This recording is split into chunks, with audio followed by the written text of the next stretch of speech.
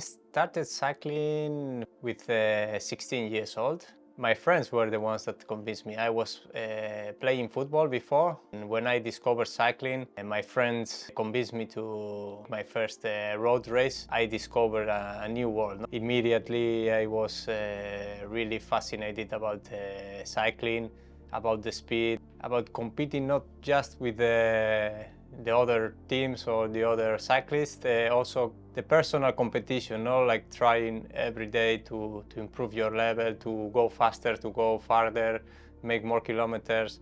Never expected in the beginning to be really a professional rider. I was in the high school.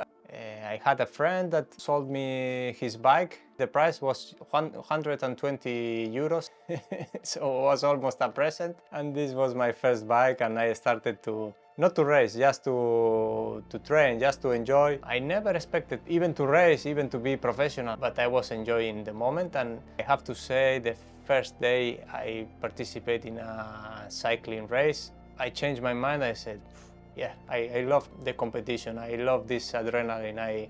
I want to continue being a cyclist. I don't know till where I'm gonna arrive, but I want to be cyclist. Just because I was enjoying, I could continue, and I started to win my first bike races. Then I had a good opportunity to go in the amateur team from Euskaltel Euskadi, that in that time was Naturgas Energia, and slowly I continued growing as a cyclist. And then with 20 years old already, I had the opportunity to jump to Continental Team Orbea. And 2 months later, in the beginning of the season, Euskaltel gave me the opportunity to make the jump to World Tour racing. 5 months later, I was racing with the big stars from Tour de France. So this was a huge jump on my career. Then it took me quite a long time to adapt to this new situation of being a professional rider, no? But some years later, I started to believe on myself and to achieve my first professional victory. That was in Classica Primavera near my home. Then jump into World Tour level again, back with Astana, and then I did the biggest jump on my career, starting to win in bigger races like Dauphiné, Giro d'Italia, to last year that I arrived finally to achieve my biggest goal in my career, winning a Tour de France stage.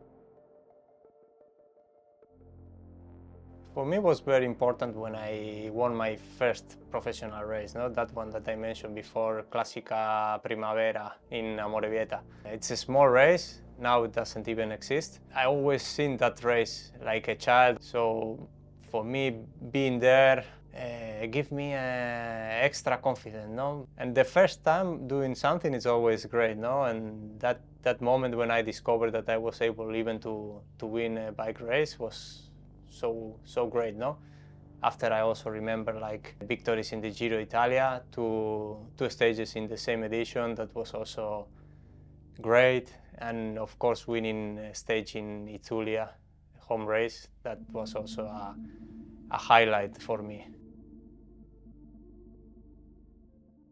Gradually I learned how to be a professional cyclist. It was not one day to other that I changed my mind and I suddenly become a pro rider, because even in my first years as a professional, I was still studying in the university, so my life was far away from what we expect about a pro rider. I was training in the afternoons, I was studying in the morning, I was eating lunch in the university, and then I was training until I could, because sometimes during winter at 6 o'clock was already dark. Yeah, then I start to become more and more accurate, more professional, let's say. Nowadays, what I would say the hardest part of our life is that you are not cyclist for 4 or 5 hours that the stage it's taking or the training is taking. You are 24-hour cyclist. You need to think as a cyclist, you need to eat as a cyclist, you need to rest. For me, this is the biggest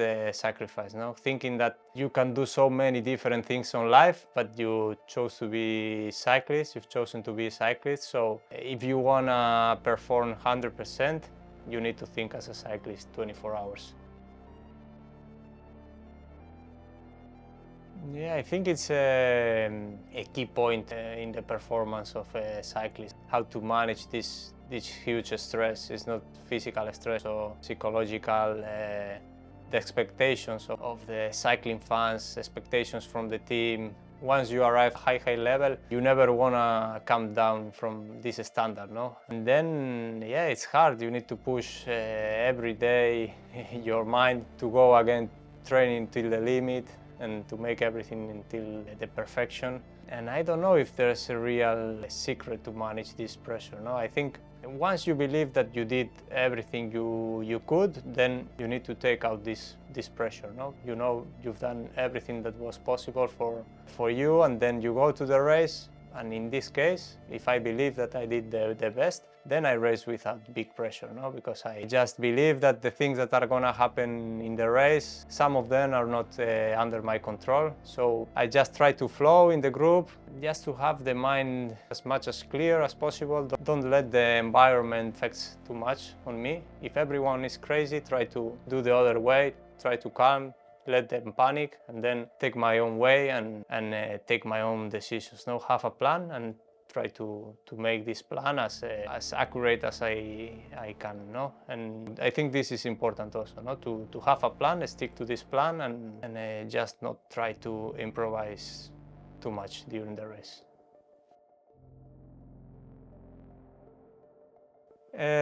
For me, it's like spending time with my family, with my kid and wife, and especially traveling. We have a nice camper van and we enjoy a lot traveling with it around Europe, and also being in contact with nature, and also some different sports from cycling also. No? I really enjoy surfing or walking in a mountain. All these sports that where I can disconnect from my daily routine are great for me.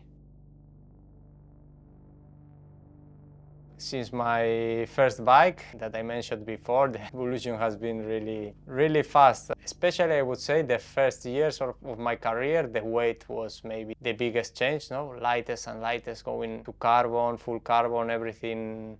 Then electronic, that was like the next step. Then jumping from normal brakes to disc brakes. And then the last years, I would say the biggest thing I've noticed on cycling are the wheels and the tires, no? Like the tubeless tires are, I would say, the biggest invention of the last 2 years, no? That are making us to go so fast and taking the corners better, having better grip, even more comfort in the bike, no? Also, one thing where I really paid a lot of attention is the handlebar and the aero positioning, which we learned a lot during the TT testings. But in the last few years, we are thinking like, working so hard in the TT bike and the aero positioning, why we are not doing the same with the road bike, no? So that's the way we are working right now, even testing the road bike and different positions, different materials in the track. And the last handlebar is biggest step, no?